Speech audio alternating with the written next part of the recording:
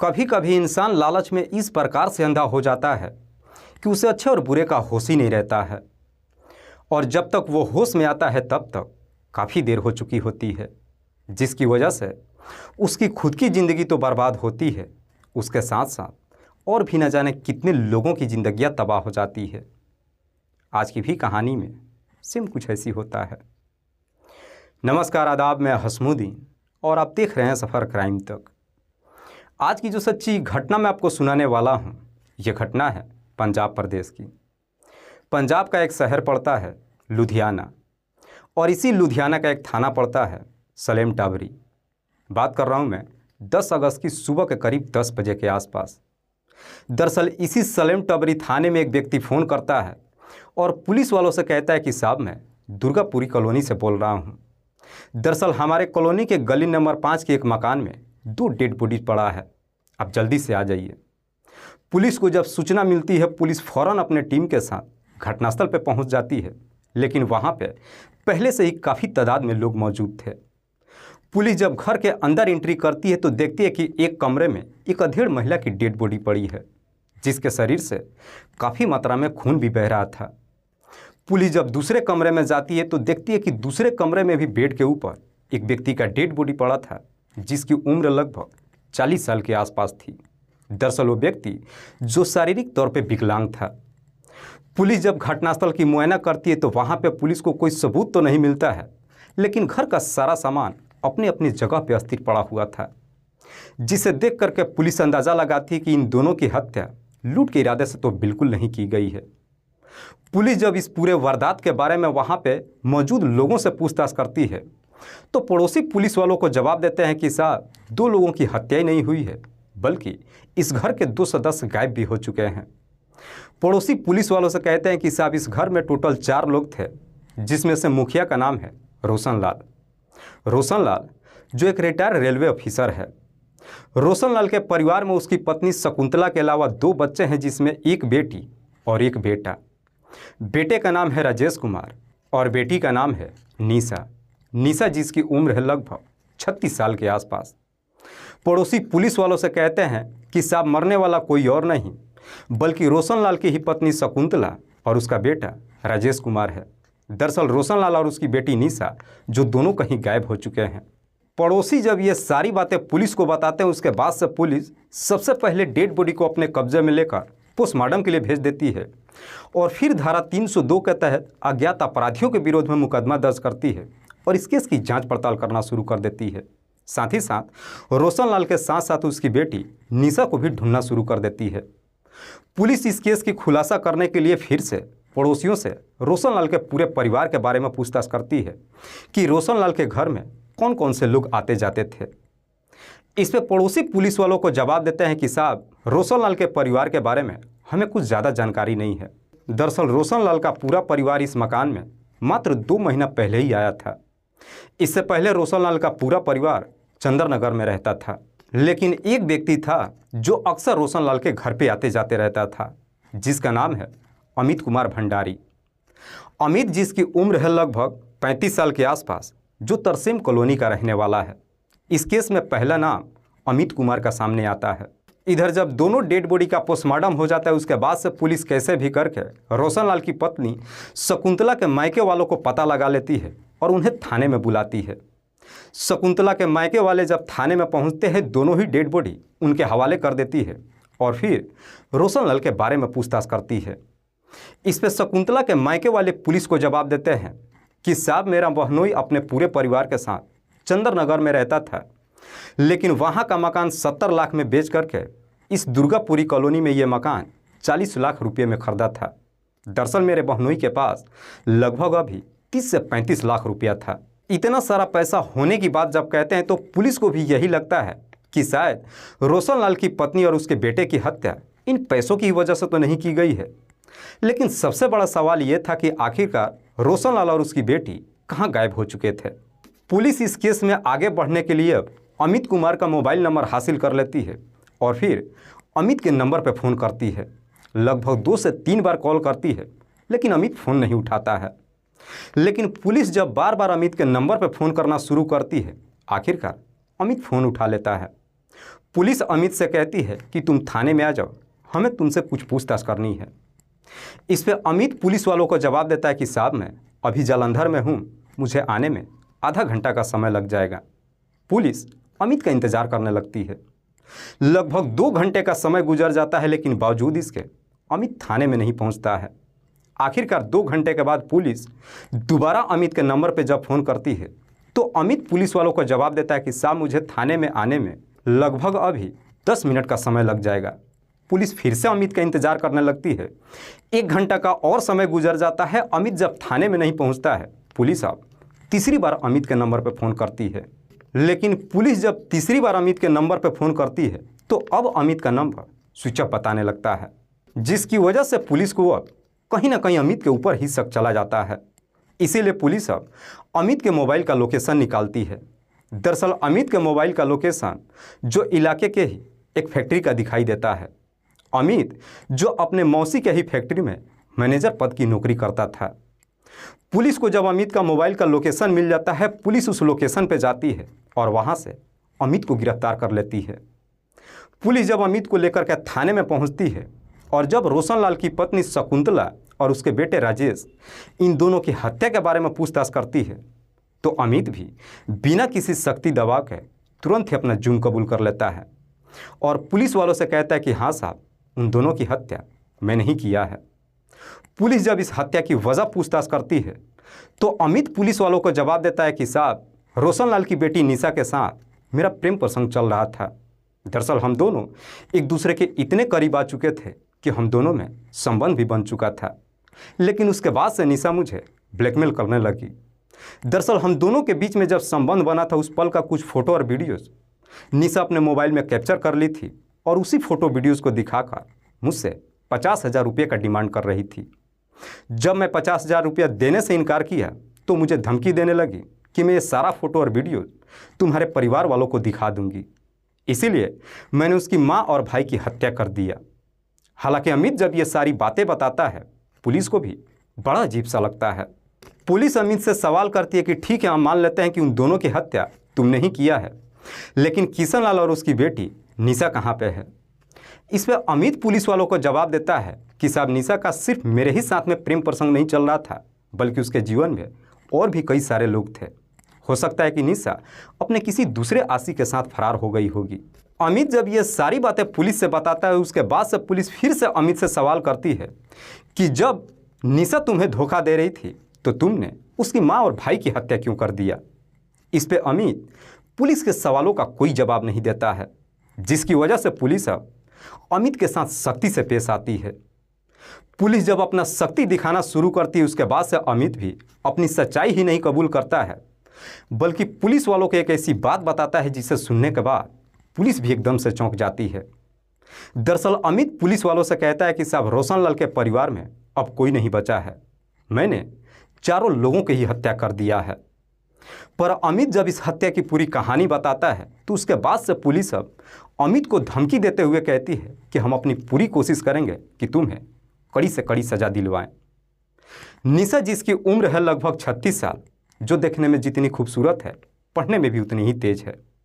निशा का भाई जो कि विकलांग है इसीलिए अपने घर से कभी बाहर नहीं निकल पाता है। इधर रोशनलाल की जब नौकरी चली जाती है उसके बाद से निशा भी एक प्राइवेट कंपनी में नौकरी करने लगती है।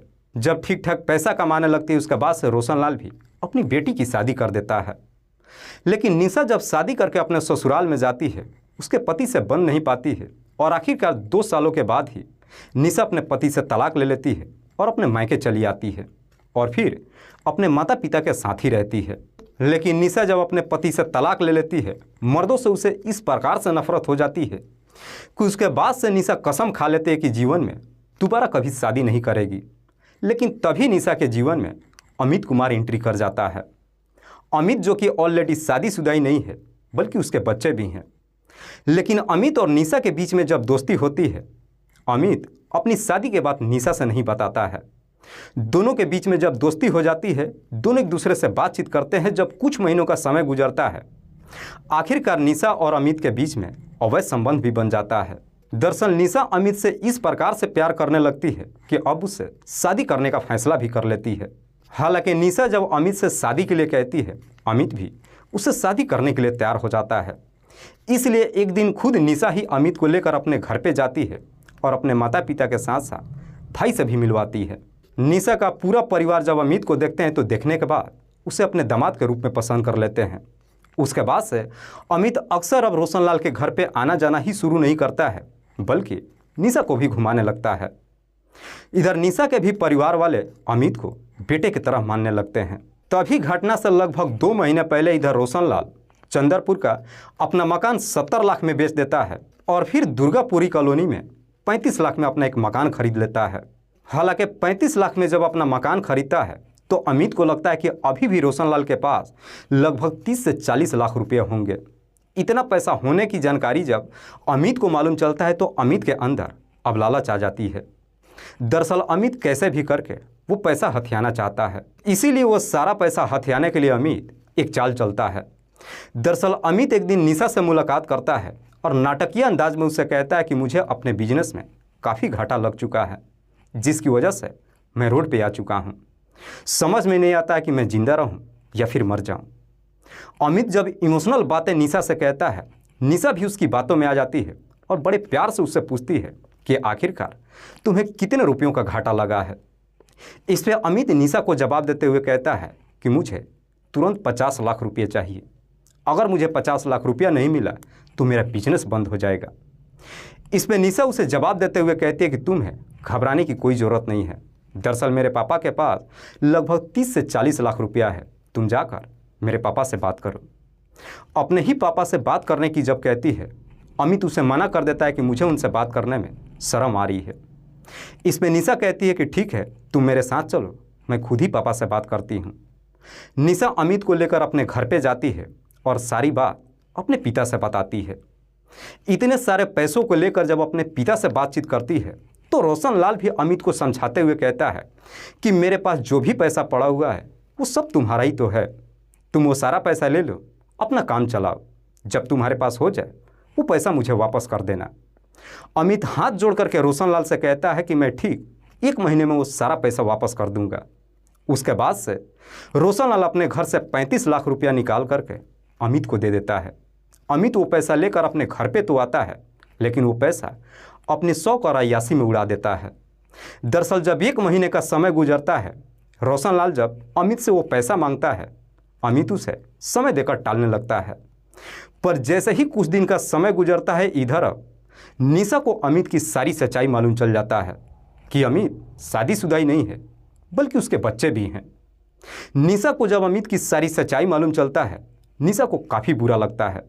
निशा भी अमित के ऊपर दबाव डालने लगती है कि पापा से जितना भी पैसा लिए हो वो सब के सब वापस करो। दरअसल निशा सोचती है कि एक बार अमित जब वो सारा पैसा वापस कर देता है, मैं उसे सारा नाता तोड़ लूँगी। निशा भी अमित के ऊपर काफ़ी दबाव देती है, लेकिन अमित पैसे देने के लिए तैयार ही नहीं होता है। लेकिन निशा जब उसके ऊपर दबाव डालना शुरू करती है, आखिरकार दबाव में आकर के अमित अपने पास से कुछ चेक काट करके रोशनलाल को दे देता है। चेक काट करके रोशनलाल को दे तो देता है, लेकिन अमित को अब ये डर सताने लगता है कि कहीं रोशनलाल वो चेक ले जा करके बैंक में जमा कर दिया, उसके अकाउंट में पैसा नहीं है, चेक बाउंस होने की वजह से उसके जीवन में दूसरी मुसीबत खड़ी हो जाएगी। अमित को समझ में नहीं आता है कि आखिरकार वो करे क्या। इधर निशा भी जो अमित को अब तरह तरह की धमकियां देने लगती है।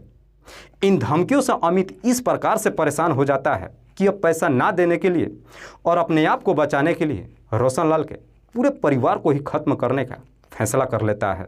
और फिर रोशनलाल के पूरे परिवार को खत्म करने के लिए एक प्लान बनाता है और इसी प्लान के तहत 10 अगस्त की सुबह सुबह ही रोशनलाल के घर पे जाता है और जा कर के रोशनलाल से कहता है कि आप और निशा मेरे साथ चलिए, मैं ATM से वो सारा पैसा निकाल करके दे देता हूँ, पर वो चेक आप बैंक में मत लगाइएगा।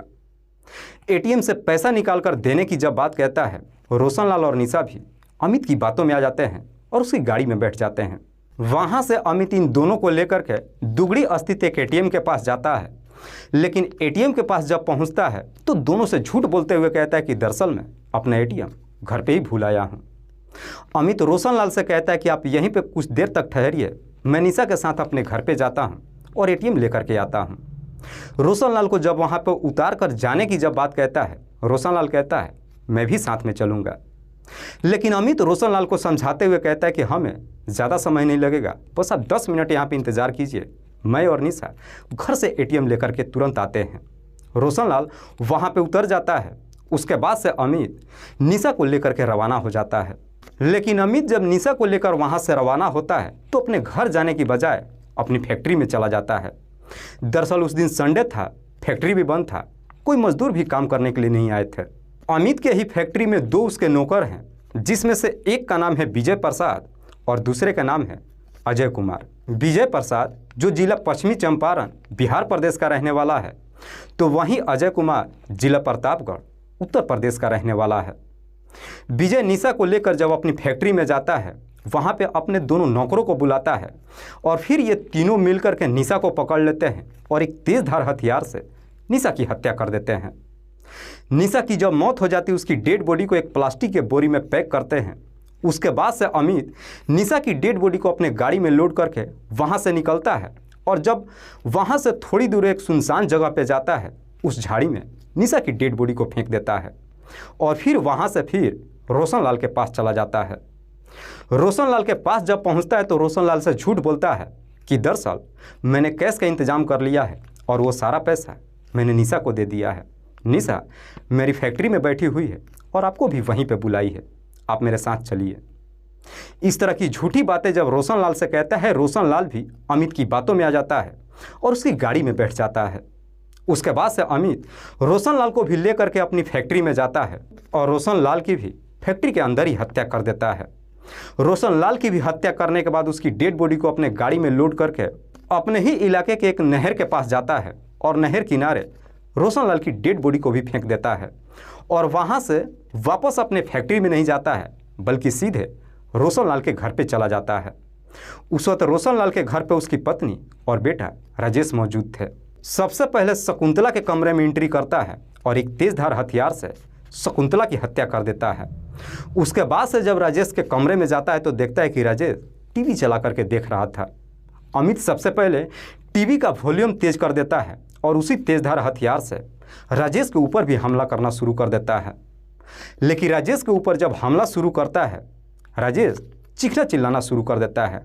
उसकी चीख पुकार सुनकर आस पड़ोस के लोग इकट्ठा हो जाते हैं, लेकिन तब तक अमित राजेश की भी हत्या कर चुका था।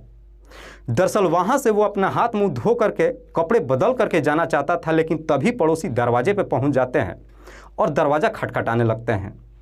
इसीलिए अमित जल्दबाजी में ही पिछला दरवाज़ा खोलता है और मौके से फरार हो जाता है।